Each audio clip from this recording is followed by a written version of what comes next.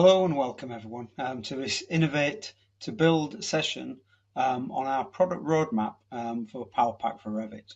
A little bit about myself. My name's Simon Dickinson. I'm actually a product manager for the PowerPack for Revit.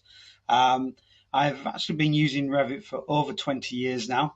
And for many of the last 20 years, I've actually been a BIM consultant here at Graitec. As well as my experience in Revit, I've also used Navisworks, 3ds Max, AutoCAD, Autodesk Construction Cloud, BIM 360, and before that as well. So, very much focused around the Autodesk ecosystem with the BIM workflows and particularly with Revit. I'm an Autodesk certified instructor. I'm also certified on the implementation framework. And I've been on the Autodesk Construction Cloud Elite program, which was run by Autodesk. This all started many, many years ago with a degree at Liverpool John Moores University, actually in software engineering, although I have actually worked sort of in the AEC field ever since. And it's only been the last few years that I've actually been a product manager and moved back to my software roots. Now, a little bit before we get started, obviously what we're going to be talking about today is potentially new features that we're going to be adding to the PowerPack. This may or may not happen. So, Graitec product will be delivered as is. The proprietary subject to change and not binding commitments for development, and no purchase decisions should be made on anything that I show you today. This is what we're planning, but as we all know, plans change. One thing that won't change in our 2025 release, which we're currently working on at the moment in line with Autodesk's 2025 software, which will be coming out in the next few months. One of the big changes that Autodesk have made is they have actually upgraded the framework from 4.5 to .NET 8.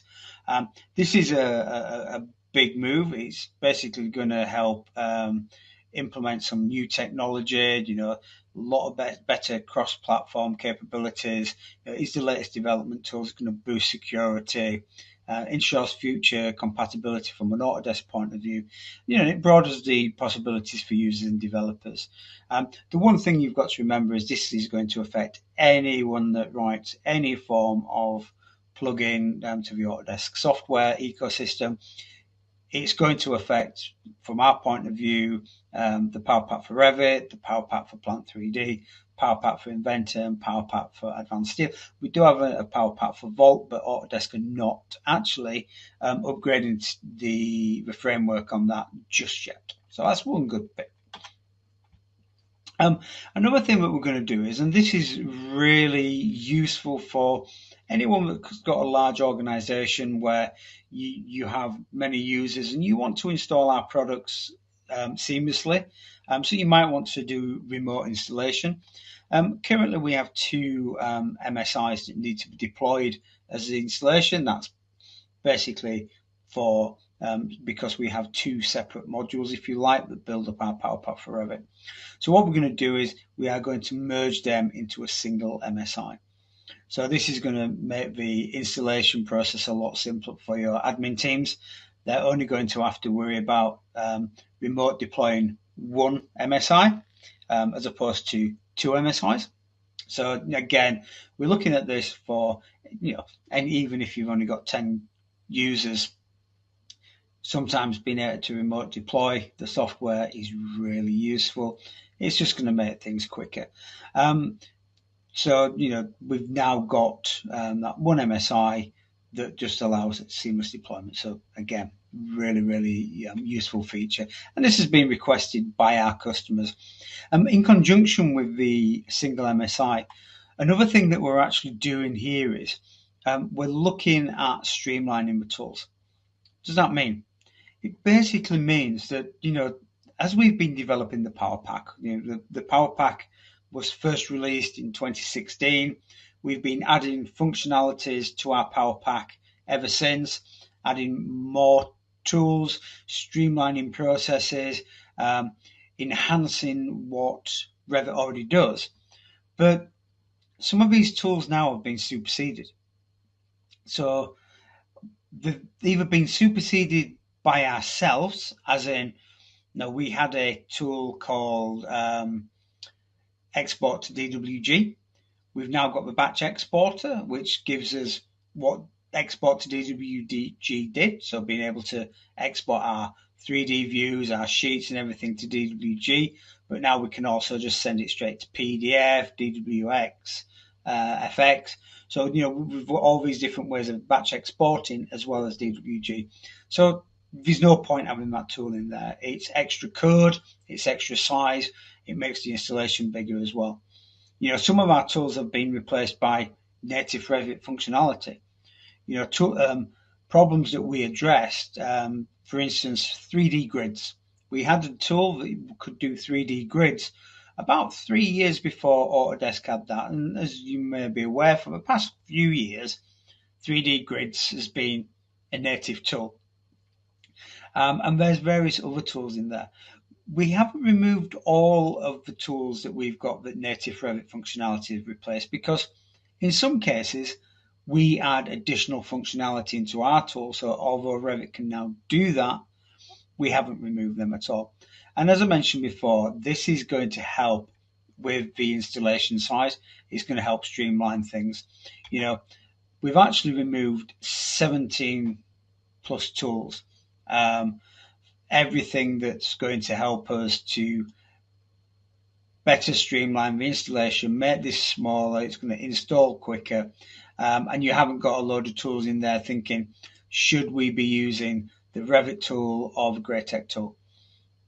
So, we've spoke to some customers about this as well, because in some cases customers might like to use our tool more, but we've decided, with the help from some of our customers, that these tools are just, they're like for like tools. So we can just use the ones that are out of the box inside of Revit. We've started to add additional functionality as well, coming soon in the future releases. We have a tool for splitting columns. It'll automatically split levels, intersections, reference planes, or wherever we want to click. But the one limitation of our split columns tool was the fact that we couldn't split slanted columns. That functionality has now been added. So it's set to enhance functionality for slanted columns. It updates to retain all existing options that we had before with the different ways of cutting, but introducing the ability to set it to the slanted columns. I did put a picture of the Eiffel Tower there, but someone's told me that the Eiffel Tower is actually curved and not straight. I think it's straight, but I was speaking to a Parisian at the time, so I will take his opinion that it's probably more curved than straight. But we can now do the cuts, and then even though we've then split that column, the native Revit connections will quite happily work onto them elements as well. So that's really, really good. Element lookup has had a facelift, or we're in the process of facelifting the element lookup. Really, really useful tool. If you've never used element lookup, it is the ultimate search engine within Revit. It will allow us to search for elements and then visualize them in a different way. So rather than just selecting everything and being able to select the furniture or a category, we can now filter it by different objects within the category. So we could search for all of our furniture. Then maybe we're only interested in selecting a particular desk. Then we want to color code that particular desk that we've found. We've also added in as well the new interface. So this new interface is under development at the moment, where we will be able to use the filter, the ands and ors. We're trying to make it a bit easier to understand how this works from a user perspective, so the users will get a much better user experience. But what we've also done is we've now also added a function called colorize. So what we can do with colorize, rather than searching for a particular type of desks, for instance, so where we're saying, right, what we want to do is we want to search for furniture, then we want to search for a particular type of desk. What we could do here is we might want to search for all of a family and all the different types. So your desk might come in 6 different sizes. So now what we want to do is we want to search for that desk and then colorize each different variation of that desk. Or in this case, we might want to search for all of our walls. It could be doors that are fire resistant, that have got a fire rating on this, and then we can colorize all of our elements instantly by the fire rating. We then have a tool in there which will automatically generate the legend. So we can then very easily then say, right, this is the legend that I want. It will automatically generate that based on the colors that we've assigned within the search. Okay, so a really powerful new enhancement. So we've got the new look interface, and then we've got the new functionality within the colorize. Numbering tool. I'll be honest, the numbering tool is by far my favorite tool within the PowerPack. When I was working as a BIM consultant, this was a tool which I used to introduce all my customers to, because it could save so much time. Everything from just standard renumbering of your doors, your windows, renumbering items that Revit couldn't normally renumber, all the way through to actually adding information into the COBE data as well. So the one thing about this tool, it was sometimes called the numbering tool, sometimes called the renaming tool, mainly because the way that the sequencing works means that we can actually put an alphanumeric sequence in here. So really useful where you've got elements that need to be renumbered for whatever reason. Now, one of the things that we did have problems with, and this was nested families. So basically, we had an issue where when you were numbering assemblies or nested families, the algorithm that it used to use would be to scan from, say, the bottom left to the right and slowly move up from left to right, left to right, left to right, which would actually mess up with our sequencing. So, for instance, here in this example, we've got some tables in here. These have got nested elements on them, so the chairs are nested. So we've got table A1, A2, and A3. So this is because it's scanning from the left to the right and then moving up the screen. What it would actually do is the chairs would become B1, B2, B3, B4 on that bottom line, not B1, B2, B7, B8. Because as you notice now, B1, B2, 3, 4, 5, 6 are all part of table A1. So it understands that them elements are there. So what it's now doing is it's now, and it'll do this for any nested element. So in this case, we're using tables, but we could be doing this using pile caps. So I'm really pleased with this. This just takes what is already a good tool even better. And this, again, was a tool that was requested by several customers. Interestingly enough, everything that we develop in the PowerPack is developed by you guys. It's the customer feedback that we get, which is very important for if you want to see something new within the PowerPack. If there's something Revit does, but you don't like the way that Revit does it, and you think there's a better way to do it, please get in touch with us. And then our ideas can come together, and we can start to enhance the PowerPack. And again, this was one of them, very much one of these customer-driven processes, particularly with pile caps, because it was a customer that actually wanted to make sure that the piles were numbered according to the pile cap. And that's what's going on here. We've started to look at our watermark manager as well. So the watermark manager is an interesting tool because it's more designed for people that are creating Revit content. So if you like, if you generate your family, so your products within a Revit family, and then you're distributing it, you might want to put some embedded information within that family, so that if somebody renames it and starts saying it's theirs, if you suspect it's yours, you can actually run the watermark manager back on your family, and it will tell you if that was yours. Now, what we've actually done here is we've got requested to add additional fields in here. So at the moment, in the current version, you can add the author, the company, and the URL. But what we've done is we've now given the user the ability to add whatever information you want. So in here we've got the creation date, who the original customer was that it was developed for. Do you like cheese? That's still, there's no limit to the information that can be added into here. And then that information is embedded into the file in the background, and then we can reanalyze that family later on, and we can find out if that was ours, and it will pull up all the information in the background. Another tool that we're looking to enhance as well is our BIM Connect. So BIM Connect is a tool that is in the PowerPack, and it will allow us to export our Revit models in various different file formats. But in particular, it's the connection tool that we use to connect Revit to our other products. So connecting all of our data to Advanced Design and Arch, this is going to improve our BIM processes. In particular, the one thing that we are doing is we're now allowing for the export of footing data.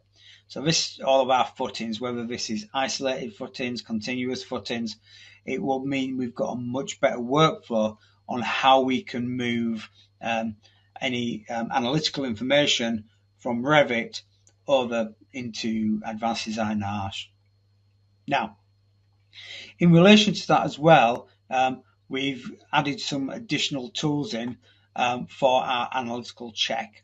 Now, many of you are aware that back in Revit 2003, Autodesk removed the way that the analytical model worked. Prior to 2023 and 2022, if you created any structural elements, beams, columns, structural walls, it would automatically generate the analytical model in the background. Autodesk then reinvented that and came up with a really good concept of where you can actually draw an analytical model without a physical model and a physical model without the analytical model. Since then, we've developed some tools within the PowerPack to automate the way that the analytical model is made and created. And again, we're working on that constantly to improve how our tools work. Autodesk have got some Dynamo scripts to do this. We've got some tools to automate that, which are about 8-9 times faster than the Autodesk ones, so massive time savings. The one thing that does happen is, depending on how a model's created, you might find that there are inherent errors within the analytical model. Doesn't matter which tools you've used, whether you used Dynamo scripts or you've used the PowerPack tools, there will be times where when you check, there will be analytical model where nodes do not connect. So we'll have an issue where all of our nodes are not connecting quite the way we want. What we've done is we've implemented a tool. Now, we did have a similar tool to this already, but it was quite basic. So we've got a tool here which will actually check for your connections between members and members, panels and panels, and members and panels. So we can look at, is everything joining correctly? Then what we can do is, within the dialog box that will display, once we've run the check, we can actually come into here and we can check that, is that really a problem? And a little bit like the way that Navis works in the way that we can then manage how these work. It might be that, I've got that piece of angle iron that you can see on the middle of the screen coming through. That might be designed to be like that. But our check is saying, well, the end node of that point, the end node isn't attached to anything. But that's not a problem. So we can then tell the software that it's fine. It's been reviewed. We can put his name next to it to make sure, we can say it's been approved. That will be then logged with the person that approved it, so that we've got traceability as well. So we'll be able to manage very easily, have we assigned it to someone to fix? Is fixing, has it been approved? Is it new or is it active? So every time we then run the check again, if we then find with some new ones, it might be that we've broke something whilst trying to fix it. In exactly the same way. So very, very useful tool moving forward. Within our rebar detailing, we've got a big project on at the moment to start enhancing the way that a lot of these tools work. So reinforcement of continuous elements, a hybrid reinforcement concept. So this works a little bit like when you're using, say, 2D elements. You would just draw one element in and then you would calculate how many of them elements, so in case of this foundation, the U-bar, how many you would need along that continuous element. In Revit, we'll draw every single one of them. We're actually looking at this hybrid concept where you'll be able to just draw the one. Okay, and then it will automatically calculate how many bars. Your schedules will be correct based on it, but you're not having to model every single element. We're looking at how we our wall corners work.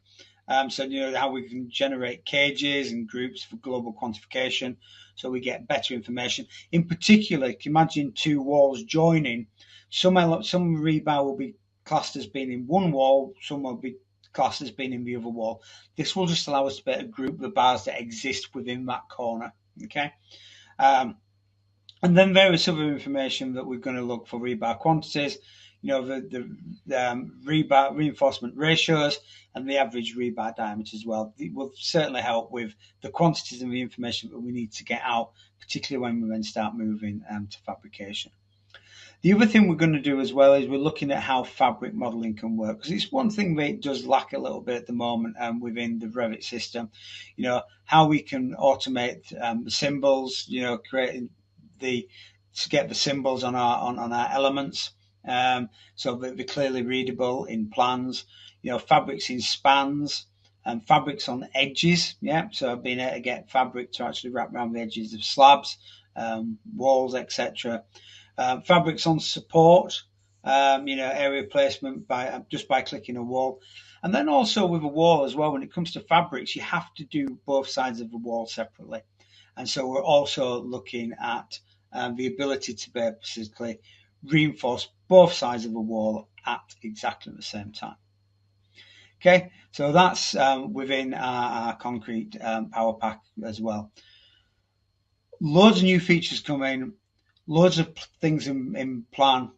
It's a really exciting time, and you guys can get involved as well by speaking to us guys at Graitec about any ideas or things that you would like to see in the PowerPack in the future. Our roadmaps are open to change over time. We try to have a 3-year roadmap of the tools that we would like and customers would like. But obviously that is all open to change, as I mentioned right at the beginning. So thank you very much for joining us. Stay around if you've got any questions.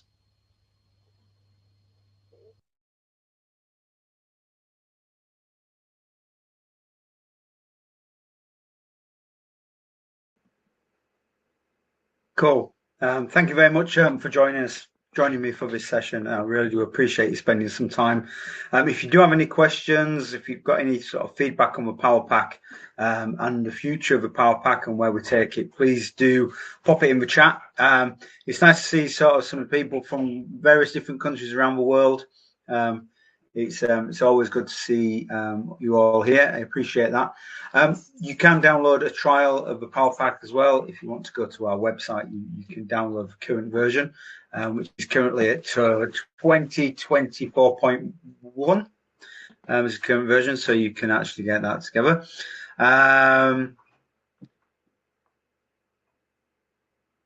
Okay, Emmanuel, so how can you use the ISO 19650 PowerPack for Revit Manager? So when we're looking at the 19650, the one feature that we've actually got in there that will help you is the batch export, because what we can actually do is we can use the batch export to export all of our drawings and auto name them using the ISO 19650. Standards. Obviously, if you are talking about using the BIM interoperability toolkit from Autodesk, we can then use the link to Excel to link that together with the Kobe schedule. So you can actually use the link to Excel to export and propagate the information in Excel.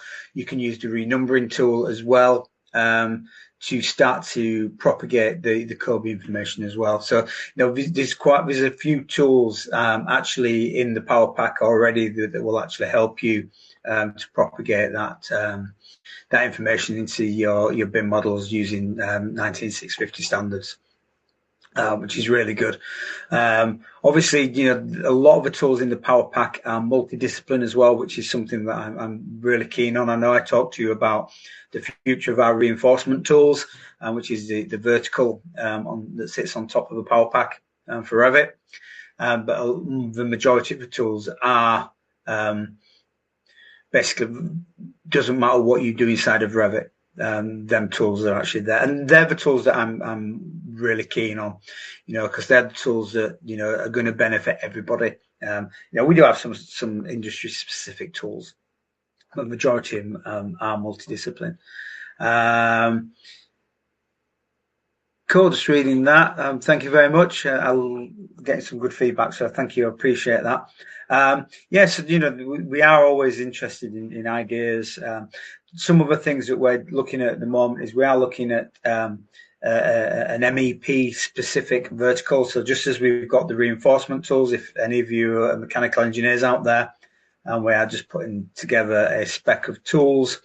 So there will be something coming out soon, potentially.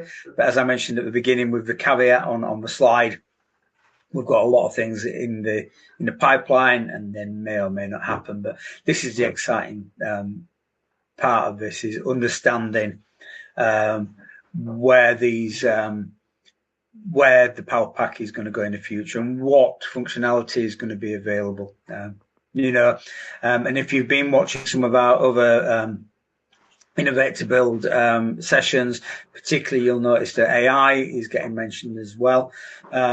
One of the tools which we have in the PowerPack for detailing, which is the concrete one, is we've got a tool for cloning drawings. So what this does is you create a drawing from a section, you detail it up. We can then recreate that drawing from a different object. So we basically say, right, I could click on a different beam. It could be a different size. It could have different type of reinforcement in, and we would clone that. And we're looking at expanding that tool out so that, for instance, from an architectural point of view, you might have a sheet that's a room data sheet. It's got your elevations in, it's got your plan, it's got particular schedules in. And then what we can do is we can actually say, right, we want to recreate that sheet for all of these rooms, and it will then automatically generate all your elevations, all your room elevations, your plans, your schedules, and then propagate the sheet. So that is something else that we're looking at doing and enhancing that in the future. So a lot of the features I've talked to you about today are the features that are coming hopefully in the 2025 version, 2025.1.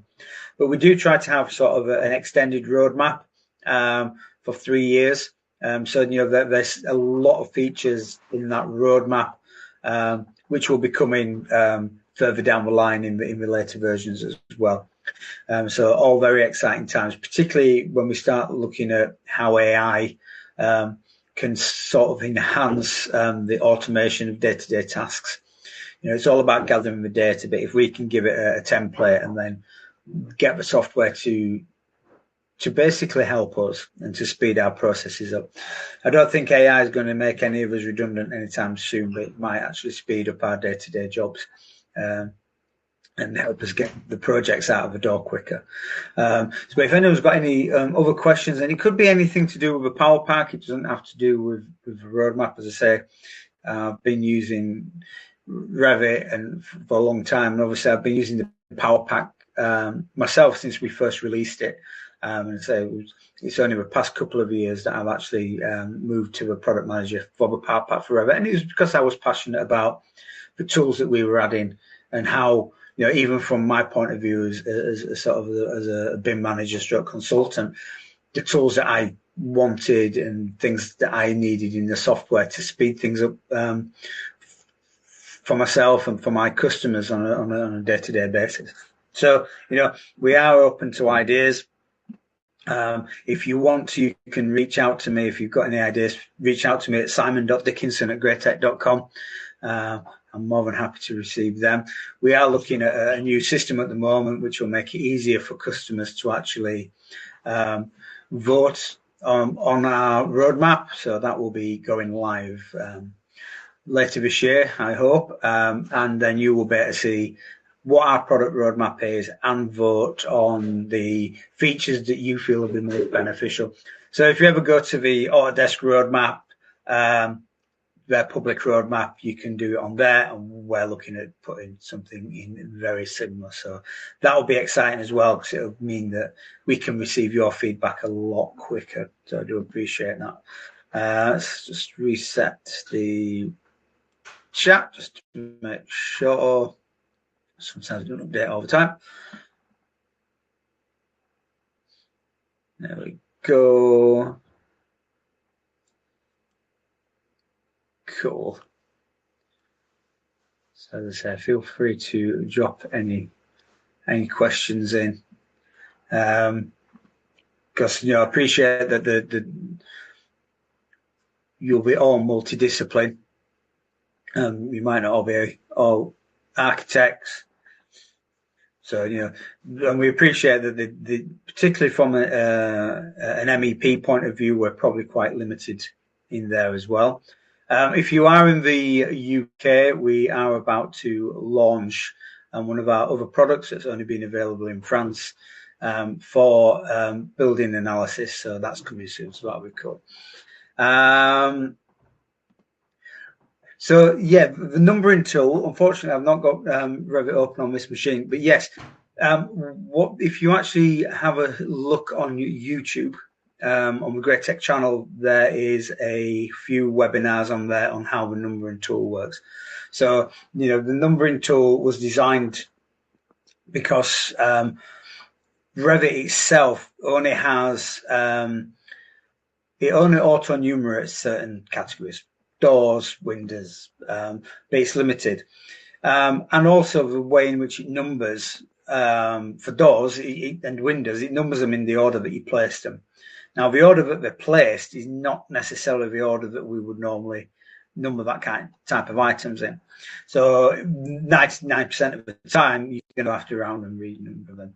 And the idea behind that was that any object could be numbered using different algorithms. So the idea is that we can create, first of all, numbering sequence. So rather than being door 1, 2, 3, 4, you might want it to be DR001, DR002, etc.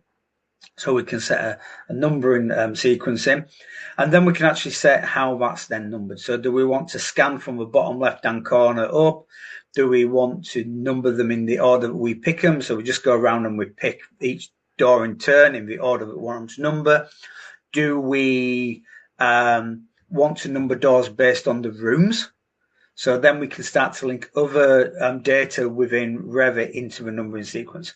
So for instance, if you had one of the examples actually on the video that is actually on YouTube for the numbering, I actually number all the doors based on the two room. So the door the room which that door opens into. And we can change that to the other way around, but then it will automatically renumber all the doors based on the room that we're in. And it probably takes about 10 seconds to number an entire floor. And if you were going to do it, you can choose whether you're renumbering it by view or by the entire project. So technically you could renumber every single door very, very quickly. And if you imagine that then someone adds another door and it knocks your sequence out, we can actually save the numbering configurations within the numbering tool. So then you can just renumber doors based on room. And we could save that as a configuration. So, it is my favorite tool. Always has been, because it just fully automates that, along with obviously our link to Excel as well, which is our bi-directional link to Excel, which is an incredibly powerful tool as well. But yeah, do have a look at the videos on there.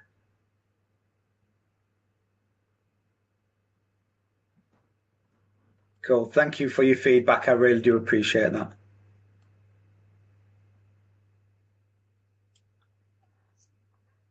Cool. So if anyone's got any, as I say, any questions regarding the PowerPack functionality, as I say, do visit our website and request a trial. If you're wherever you are, and if you're really interested and you haven't already got access to the PowerPack and you would like access to it, please either request a trial from the Graitec.com website. There will be a version of it for whichever country you're in. It is multilingual, is the PowerPack for Revit. So everywhere where we do business, we normally have the correct language for that. And also, if you want to just reach out to your local Graitec office, they'll be really happy. Yeah, you can contact me, Manuel, at simon.dickinson@graitec.com. Thanks, Isabella. So if you're wanting the link to the trial, Isabella's very kindly put that into the chat, so you can actually follow that. Yes, we are. So question, will you enhance the Rebar slab tool? Yes, very much so. That is in the pipeline at the moment. We're currently working on another project along with the hybrid stuff, but yes, it is going to be looked at because we appreciate that it's not the easiest thing to use at the moment in Revit. So yes, that is getting changed as well. So yeah, if anyone, I'll tell you what I'll do. Let me just, well, so I can type my name correctly. There you go. There's my email address if you do want to get in touch. As I say, I'm always open to ideas. I don't always come up with the ideas, and it's you guys that come up with the ideas. And then the more people that put the ideas in, the more likely we are to get, people requesting the same things. And as soon as we get that, we know that that's a feature that needs to be developed. Yeah. And then we can put that out to various people and get that scored. And as I say, we will be having a public roadmap later on as well, very similar to the Autodesk one, which I'm very excited about, just so we can start to get some really good feedback on what we're doing. And we know that we're then developing tools that are going to help you guys. So thank you ever so much for joining me. I really do appreciate it. If anyone's got any more questions, I will be hanging around here for a little bit longer.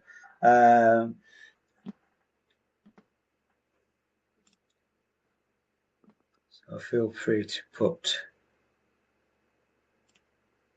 that in the chat.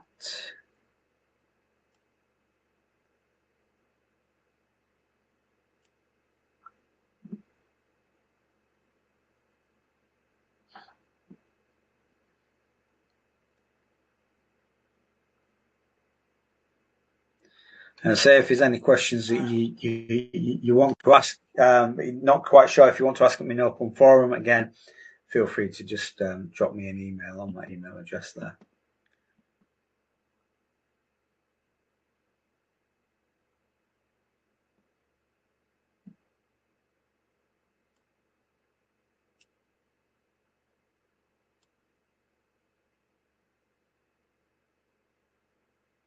So we've got some other, if you're interested in other product roadmaps, I think there's some others coming up today. If there's any product roadmap that was on yesterday and you've missed it, they were all the ones that have been and gone and now available on, I believe it's not long after, where you can then get on one catch up.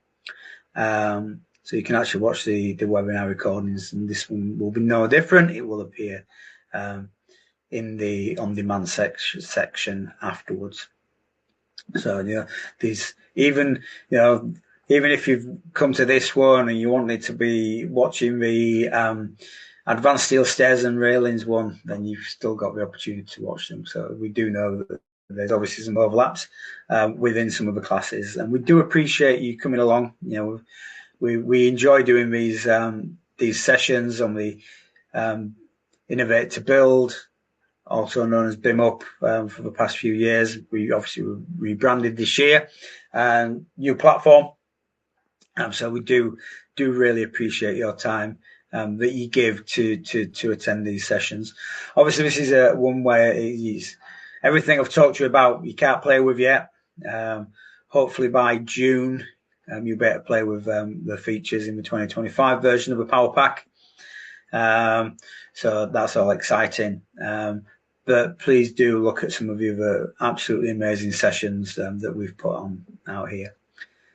And thank you from France. I'm actually in the office in Paris next week, so I'll be joining you over in France for the week. So thanks again, everybody. I really appreciate your time. If there's no more questions, what I'll do is I will close this session down, and I will let you go and join one of our other amazing sessions on this conference. Thank you all again, and I hope to see you all soon. See you, bye.